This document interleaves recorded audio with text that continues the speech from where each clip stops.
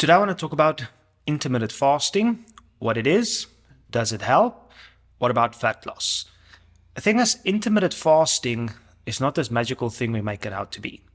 Intermittent fasting just means we are shrinking our time of food consumption and we are increasing the time of not eating food. Generally, when we go to bed, we sleep. We don't eat. There's nothing being ingested. That is fasting. And then generally we wake up and then we have breakfast. If you actually look at the word, it says break fast. So we already go through a fasting period when we are asleep. Now, intermittent fasting is the play on extending that window of the fasted state. There's a lot of metabolic and longevity benefits of being in a fasted state. Blood glucose control, mental clarity, and we are going to dive into those. But today I want to look at intermittent fasting more as a tool than this, it's the best thing for fat loss or this or that. Now, intermittent fasting, as I said, we want to extend the time of not eating and shrink the time of eating. What does that look like? Generally, when people start intermittent fasting, we tend to skip breakfast, we only have lunch, and then we have dinner. Something wrong with that. The problem with intermittent fasting is a lot of times when people try to intermittent fast, they generally go immediately. They're going to skip breakfast. They're going to go straight only to lunch. Around 10 o'clock, they are so hungry. 11 o'clock, they are starving. Then 12 o'clock, there's like first meal is lunch. Problem is because they were starving, they subconsciously are going to want a bigger meal. They're going to eat a lot more. But also they think, well, I don't have breakfast, so now I can eat a lot more. Come dinner, another big meal. So sometimes actually we don't eat less energy than we think we should because we were skipping breakfast. So what is the best way? So let's think of it this way. Let's aim for an 8 to 10 hour eating window. And then the rest of that window being not eating.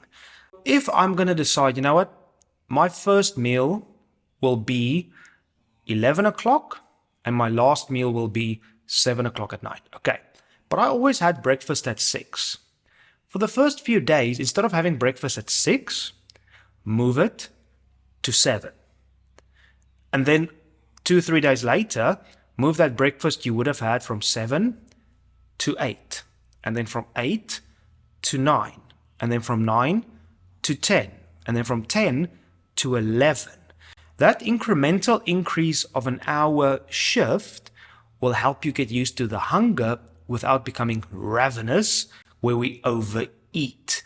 That way, it's easier to get into intermittent fasting without that massive starvation hungry, which leads us to actually overconsume on energy in that short time when we do eat for that 8 to 10 hours. Another way of thinking of intermittent fasting is a tool we use to plan around our days.